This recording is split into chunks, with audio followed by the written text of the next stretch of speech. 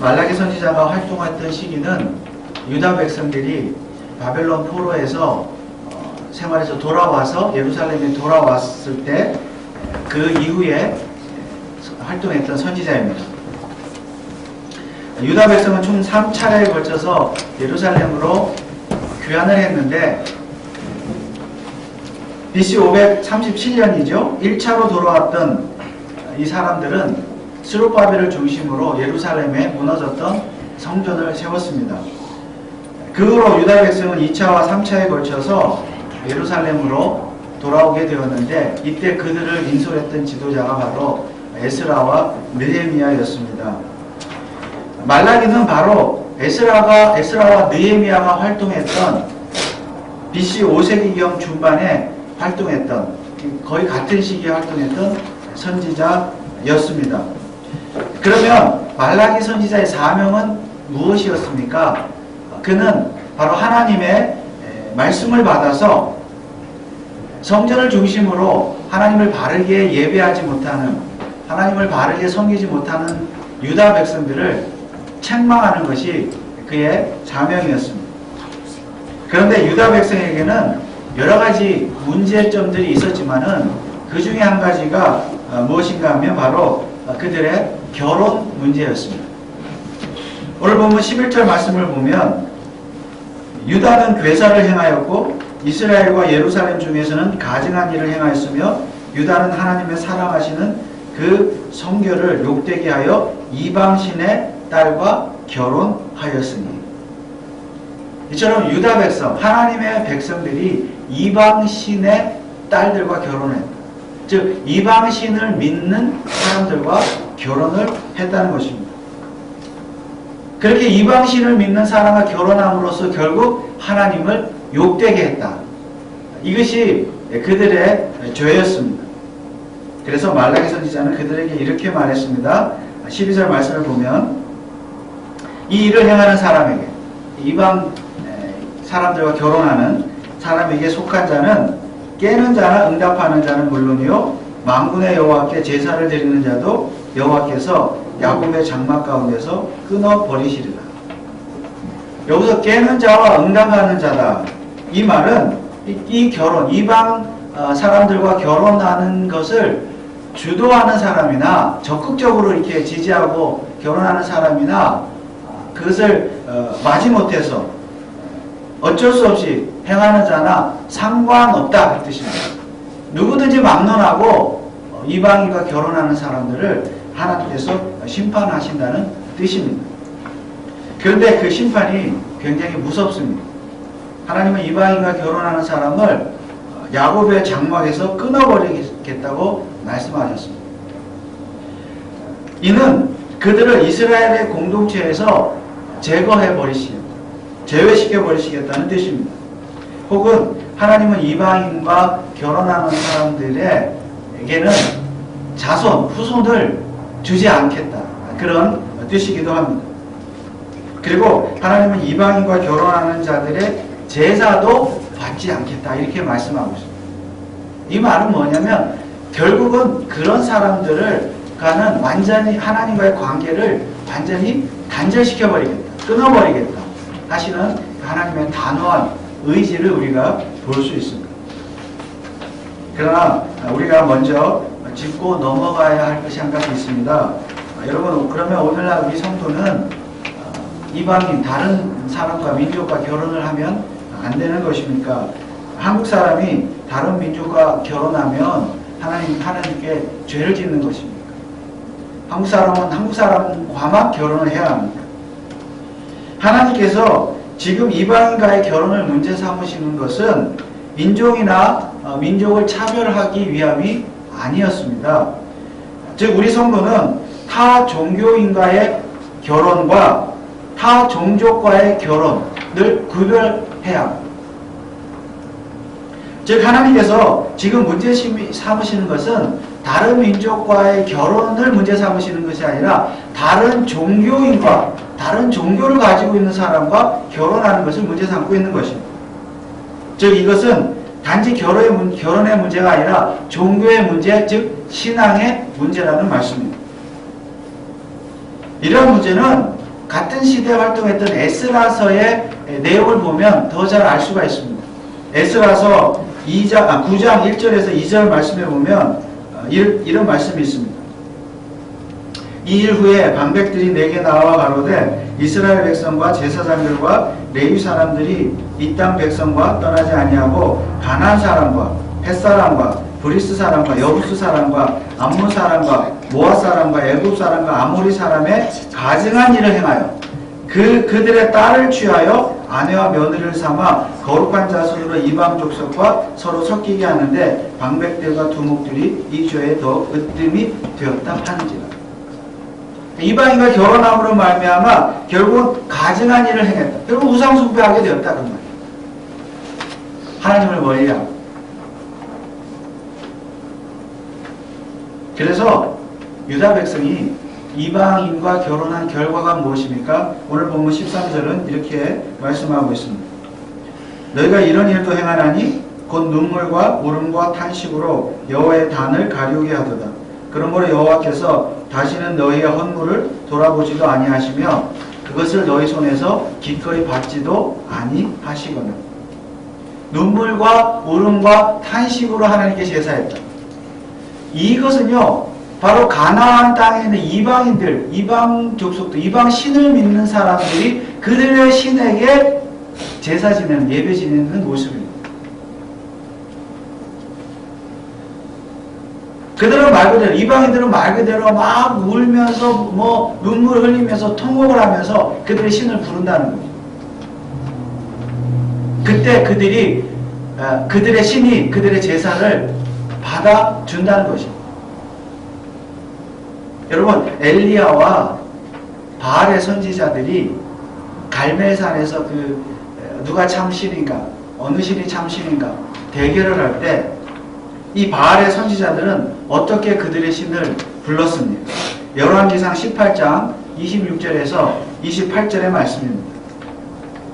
저희가 그 받은 송아지를 취하여 잡고 아침부터 낮까지 바알의 이름을 불러 가로되 바알이여 우리에게 응답하소서 하나 아무 소리도 없으므로 저희가 그 쌓은 주위에서 뛰놀더라. 오정에 이르러는 엘리야가 저희를 조롱하여 가로되 큰 소리로 부르라. 저는 신인지 묵상하고 있는지 혹 잠깐 나갔는지 혹 길을 행하는지 혹 잠이 들어서 깨워야 할 것인지 하며 이에 저희가 큰 소리로 부르고 그 규례를 따라 피가 흐르기까지 칼과 창으로 그 몸을 상하게 하더라.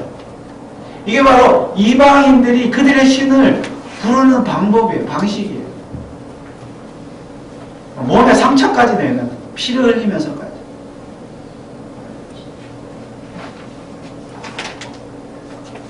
이처럼 이방인들은 아주 격하게 감정적으로 그들의 신을 부르며 제사를 지냈습니다. 그런데 문제는 바로 그들의 이방인들의 제사하는 방식을 유대인들이, 하나님의 백성들이 배워왔다 그 말이에요. 무엇을 통해서? 결혼을 통해서. 이방의 결혼을 통해서.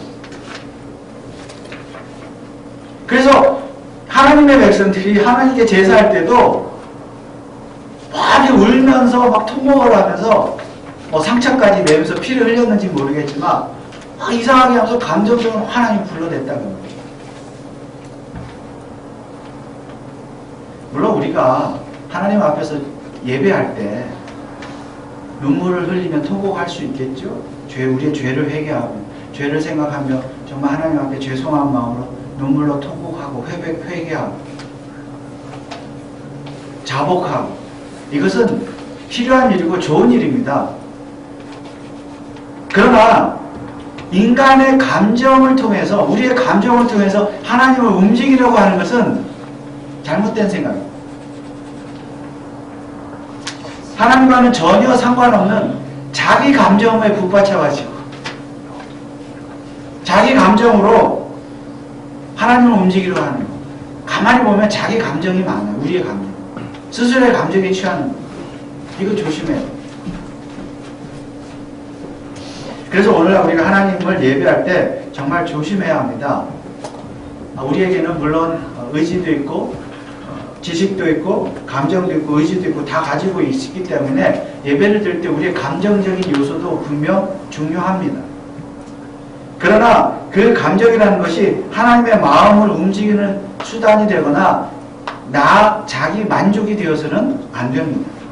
그래서 우리는 감정을 유발하는 그 어떤 예배의 수단이나 방법도 조심해야 합니다.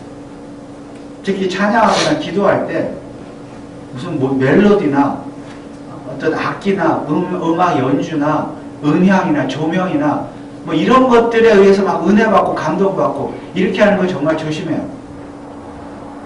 자기 느낌에 취해서 이것이 은혜받은 것이다. 정말 자기 자신을 잘 분별할 수 있어야 합니다. 아무튼 유다 백성은 이방인과 결혼함으로써 이방인의 예배 방식을 취했습니다. 그래서 오늘날 이 시대에도 성도는 마땅히 같은 성도와 결혼해야 합니다. 특히 개혁주의 신앙을 가진 성도는 같은 신앙을 고백하는 그리스도인과 결혼을 하는 것이 옳습니다. 왜냐하면 결혼이란 전적으로 영적인 일이기 때문입니다. 그리고 부모는 마땅히 자녀들에게 이러한 믿음을 가르쳐야 합니다. 물론 우리는 타민족과 충분히 결혼할 수 있지만은 그럼에도 불구하고 같은 믿음을 가진 같은 예수를 주로 고백하는 믿음의 사람과 결혼해야 합니다. 그러나 사실 지금 말라기 선지자가 심각하게 지적하는 것은 이방인과의 결혼 자체보다는 유다 백성의 이혼이었습니다. 본처를 버리는 이혼. 즉 유다 백성은 이방인과 결혼하기 위해서 원래 결혼했던 자기들의 본처를 버렸다는 것이죠. 이게 더 큰 문제라는 거죠. 오늘 14절 말씀을 볼까요? 너희는 이르기를 어찌 믿니까 하는도다. 이는 너와 너의 어려서 취한 아내 사이에 여호와께서 일찍이 증거하셨음을 인함이니라. 그는 내 짝이요 너와 맹약한 아내로되 내가 그에게 괴사를 행하도다. 여기서도 보면 결혼이란 한 남자와 한 여자의 언약 관계임을 알 수 있습니다. 그리고 그 언약 관계의 증거자는 누구입니까? 하나님이십니다. 그래서 결혼은 하나님 앞에서 엄숙하게 남자와 여자, 한 남자와 한 여자가 부부가 되는 언약 관계입니다. 그래서 사실 그리스도인은 이혼하면 안 됩니다. 왜냐하면 하나님께서 맺어주신 언약 관계이기 때문입니다. 결혼이란 하나님께서 맺으신 언약 관계이기 때문에 이혼하는 것은 그 언약을 깨는 것이기 때문에 그리스도인은 이혼하면 안 되는 것입니다. 그런데 유다 백성은 이 언약 관계를 중요하게 생각하지 않았고 그냥 자기 이익을 따라 자기 욕심을 따라 그냥 본처를 마음대로 아무 때나 버렸다는 것입니다. 그리고 이방인과 결혼했습니다. 그래서 말라기는 그런 행위는 괴사를 행했다. 하나님 앞에 불신하였다 그 말이죠. 악한 일을 행했다는 것입니다. 왜냐하면 하나님은 이혼을 싫어하시기 때문입니다. 물론 성경은 극히 예외적으로 이혼을 허용합니다. 모세의 율법은 물론 예수 그리스도께서도 배우자가 간음을 행한 경우에만 예외적으로 이혼을 허용하셨습니다. 그러나 이런 것들은 다만 약자를 보호하기 위한 임시적인 방편이지 하나님께서는 근본적으로는 이혼을 허용하신 적이 없습니다. 그런데 문제는 지금 유다 백성은 배우자가 음행을 행한 것이 아닌데도 그런 이유가 아닌데도 불구하고 자기 욕심을 따라서 배우자를 본처를 마음대로 버렸다는 것입니다. 그러면 그들은 왜 그렇게 했을까요? 다 자기 욕심 때문이었습니다. 어떤 성경학자는 유다 백성이 지금 아내를 버린 이유에 대해서 이렇게 설명을 했습니다. 유다 백성이 포로 생활을 마치고 예루살렘 조국 땅에 돌아왔더니 기다리는 것은 가나안뿐이었습니다. 그래서 그들은 오래전부터 가나안 땅에서 정착하고 살았던 이방 여인들, 또 경제적으로 부유하고 잘 사는 이방 여인들을 내게 눈을 돌릴 수밖에 없었습니다. 그래서 결국 조강지처를 버리고 그들과 결혼을 했다는 것이죠. 뭐 그들이 더 예뻐서 그랬는지 그런 이유도 있을 수가 있겠죠. 그렇다면 여러분, 지금 이 유다 백성의 이혼의 이유는 무엇입니까? 돈 때문이었습니다. 경제적인 이유, 혹은 뭐 권세나 명예 이런 것들이 어쨌든 자기의 이익 때문에, 유익 때문에 이혼을 하고 이방인과 결혼을 했다는 것입니다. 충분히 가능성이 있는 이야기입니다. 오늘날 사람들은 이혼을 대수롭지 않게 생각합니다. 그런데 불신자들이야 그렇다 치더라도 하나님을 믿는 성도들도 이혼에 대해서 별로 중요하게 생각하지 않습니다. 그러나 성도는 이혼해서는 안 됩니다. 특히 돈 때문에, 어떤 이유 때문에 이혼하는 것 성경이 명백하게 금하고 있습니다. 특히 성격 차이다, 배우자의 집안과의 문제가 있다, 부모님들과 문제가 있다, 갈등이 있다, 집안과의 갈등이 있다, 자녀 문제, 여러 가지 문제, 다 이유가 있겠죠. 그러나 그럼에도 불구하고 성도는 이혼해서는 안 되는 것입니다. 사실 이것이 성경의 가르침입니다. 오늘날 이혼은 개인의 취향의 문제라고 생각하지만 그렇지 않습니다. 성경이 분명히 하나님의 언약 관계라고 말씀하고 있잖아요. 그래서 오늘날은 이게 개인의 취향의 문제라고 생각하기 때문에 교회에서조차 이혼에 대해서 말하는 것이 거의 금기시되어 있습니다. 그러나 성도는 결혼과 이혼에 대해서도 성경이 말씀하시는 대로 지키며 살아야 합니다. 사실 목회자가 결혼과 이혼에 대해서, 특히 이혼에 대해서 설교하는 건 굉장히 부담스럽습니다.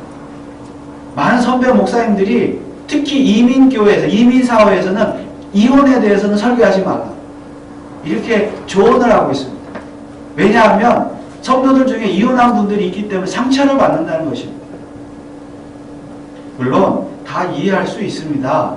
부부가 살다 보면 갈등이 있고 어려움이 있을 수 있겠죠. 남들이 알지 못하는 어려운 일들이 있을 수 있습니다. 때로는 다툴 수 있고 정말로 헤어지고 싶은 마음이 들 때도 있을 것입니다. 그럼에도 불구하고 우리 성도는 성경으로 돌아가요. 성경은 분명히 이혼을 죄라고 말씀하고 있습니다. 지금 하나님께서 말라기 선지자를 통해서 하시고자 하는 말씀이 바로 그것입니다. 아무리 정당한 이혼의 사유가 있다 할지라도 그것은 나의 개인적인 이유일 뿐이지 하나님께는 이유가 안 된다는 것입니다. 여러분, 우리가 신앙생활을 한다는 것은 무슨 뜻입니까? 하나님의 뜻대로 산다는 거잖아요. 그러면 가정에서도, 결혼에 관해서도 하나님의 뜻대로 살아야 하는 거죠. 개인적인 취향의 문제가 아니에요.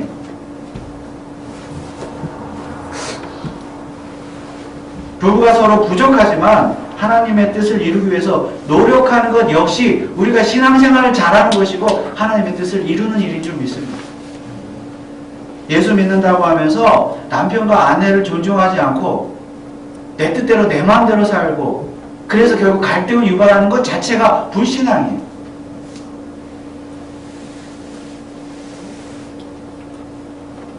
다시 4절을 보시면 유다 백성은 하나님께 이렇게 따지듯이 질문을 했습니다. 4절에 보니까 너희는 이르기를 어찌 미니까 하는도다. 도대체 어떻게 된 일이냐? 유다 백성들이 하나님께 따져서 물었다는 거예요. 하나님 도대체 어떻게 된 일입니까? 뭘 물었습니까? 하나님이 야, 나는 너희들의 제사를 받지 않겠다. 제사를 받지 않는다 이렇게 말씀하셨어요. 그랬더니 이 유다 백성이 하나님께 질문하는 도대체 하나님 우리의 제사를 왜 받지 않으십니까? 이유가 무엇입니까? 우리가 이렇게 울고 불고 하는 게 열심히 제사를 지내는데 왜 제사를 받지 않으십니까? 여러분, 지금 하나님은 왜 그들의 제사를 받지 않는다는 것입니까? 그들이 이방인과 결혼한 것도 문제이지만 그들이 이혼했기 때문에 그들이 제사를 안 받는다는 것입니다. 그들의 아내를 마음대로 버렸기 때문에. 그런데 유다 백성은 그 이유도 모르고 자기들의 잘못은 깨닫지 못하고 하나님의 제사를 받지 않는다고 하나님만 원망하고 있습니다. 왜 제사를 받지 않으십니까? 그렇다면 오늘 우리 성도는 어떠한 마음으로 하나님 앞에 나와서 예배를 드려야 할지 고민해야 합니다. 물론 우리 가운데 혹은 우리 주변에 이미 이혼하신 분들 있을 수 있습니다. 그분들을 탓하고 정죄하려고 드리는 말씀이 절대로 아닙니다. 다만 아무리 내 생각에는 이혼의 사유가 정당하다 할지라도 바로 그 이유 때문에 하나님은 우리의 예배를 받지 않으실 수도 있다는 것입니다. 요즘 이 시대에는 이혼하는 것 좀 아무런 흉이 되지 않는다고 말합니다. 오히려 이혼을 조장하기도 합니다. 사실은 하나님의 생각은 다릅니다. 우리는 성경대로 살아야죠. 물론 하나님은 회개하는 자의 죄를 다 용서해 주시고 회개하는 자의 예배를 받으십니다. 다만 우리 성도가 성경대로 사는 것이 무엇인지 심각하게 고민을 해야 한다는 것입니다. 오늘 이 시대 가정이 붕괴되고 결혼의 개념조차 달라지고 있습니다. 여러분, 교회는 동성연애만 반대할 것이 아니라 동성연애나 간음 이런 것만 반대할 것이 아니라 이혼도 반대해야 되고 결혼하지 않고 동거하는 것도 반대해야 합니다. 결혼 전에 육체적인 관계를 맺는 것도 반대해야 합니다.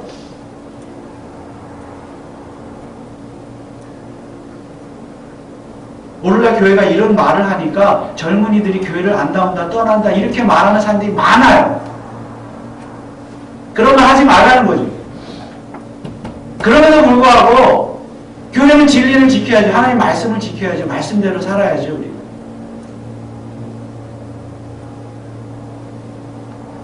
특히 부부는 한평생 서로 사랑하며 살아야 합니다. 오늘 15절 말씀을 보니까 여호와는 영이 유효하실지라도 오직 하나를 짓지 아니하셨느냐 어찌하여 하나만 지으셨느냐 이는 경건한 자손을 얻고자 하심이니라. 그러므로 내 심령을 삼가 지켜 어려서 취한 아내에게 괴사를 행치 말지니라. 사실 이 부분은 성경학자들도 성경 중에서 구약 성경 중에서 가장 해석하기 어려운 구절 중에 하나로 꼽습니다. 그러나 이 문맥상으로 보면 이 말씀의 뜻은 뭐냐면 하나님은 영이 부족하지 않으실 자로 많은 영을 만드실 수 있을지라도 그 영들 중에서라도 남아있지만 오직 한 남자와 한 여자만 창조해서 둘이 결혼을 시켰다는 뜻입니다. 그런데 이 부부의 아버지는 곧 하나님이십니다. 오늘 본문 10절에 보면 이렇게 말씀하고 있죠. 우리는 한 아버지를 가지지 아니하였느냐 한 하나님의 지으신 바가 아니냐 어찌하여 우리 각 사람이 자기 형제에게 괴사를 행하여 우리 열조의 언약을 욕되게 하느냐. 부부란 결국 한 하나님을 아버지로 같은 아버지로 모시는 형제라는 것입니다. 그러니까 그 형제에게 그 배우자에게 괴사, 불신앙의 일 행하지 말라는 것이죠. 한 하나님을 아버지로 섬기기 때문에. 그래서 성도는 자기 자신처럼 한 하나님을 같은 하나님을 믿는 성도를 배우자로 맞이해야 합니다. 그래서 한 하나님을 섬겨야 합니다. 이것이 성경적인 결혼입니다. 그래서 결혼이란 단지 부부 사이에만 이렇게 맺어지는 언약 관계가 아니라 그 부부가 한 몸이 되어서 한 하나님 아버지와도 언약 관계를 맺은 그 관계가 결혼이라는 거죠.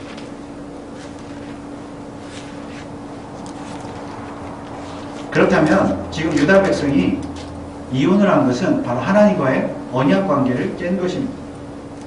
그리고 그들이 하나님과의 언약 관계를 깼기 때문에 하나님께서 그들의 제사를 받지 않으시는 것은 당연한 결과였습니다. 그럼에도 불구하고 사실 하나님의 진심은 무엇입니까?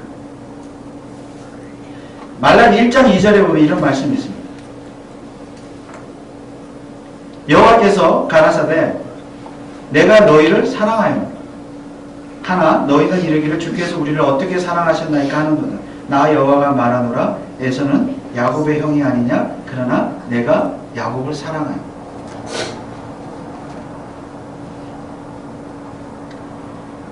하나님은 그럼에도 불구하고 유다 백성을 사랑하신다고 말씀하십니다. 비록 본처를 버렸을지라도 사랑하신다. 그래서 절대로 하나님이 뭐 이혼하신 분도 혹시 있을지라도 정죄하고 미워하지는 않으십니다.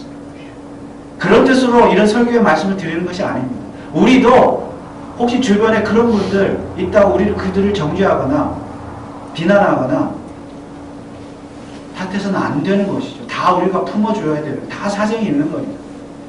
그것은 그 자신이 회개하고 하나님 앞에 돌아올 일이지 우리가 판단할 일은 아닌 것입니다. 그럼에도 불구하고 하나님은 누구든지 뭐 이혼의 죄든지 어떤 죄든지 회개하고 돌아오는 자들을 하나님 다 사랑하신다. 이렇게 말씀을 하고 있습니다. 그렇다면 우리가 어떠한 죄를 하나님 앞에 지었다 할지라도 하나님의 뜻에 회개하고 돌아오면 다 용서해주고 사랑해주시고 우리는 결국 우리의 잘못을 우리의 죄를 회개하고 하나님께 돌아가면 하나님이 다 용서해주시고 사랑해주시고 그리고 앞으로 우리가 어떻게 살아야 될 것인가를 바로 깨닫고 그 뜻대로 하나님 뜻대로 살면 되는 것입니다.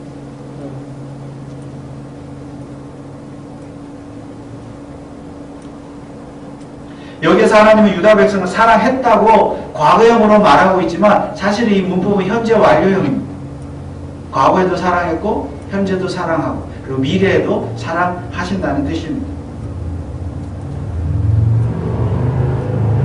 그래서 하나님이 그럼에도 불구하고 우리를 사랑하신다고 하셨으니 우리가 해야 될 일은 무엇입니까? 이제 우리 부부가 저와 여러분들이 부부가 서로 사랑하며 살아야 하는 줄 믿습니다.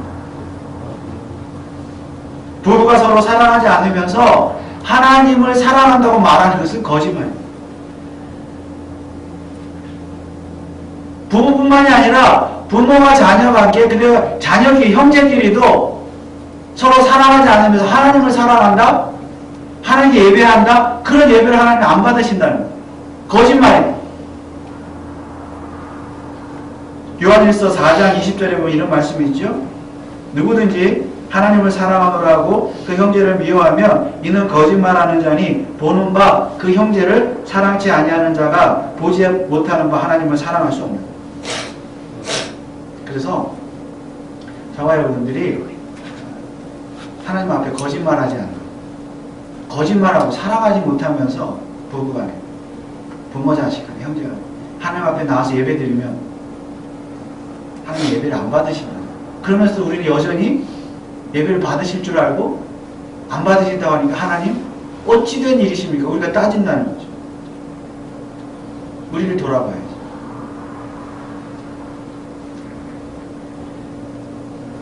이번 주간이 이제 미국의 명절인 추수감사절입니다. 우리가 감사해야 될 일들 많이 있겠지만은 교회적으로도 개인적으로 가정적으로 있겠지만 우리에게 가정을 허락하신 하나님께 감사하시고 우리에게 남편을 허락하시고 아내를 허락하시고 부모와 자녀를 허락하시고 하나님께 감사할 수 있는 그런 명절이 되시기를 축원을 드립니다.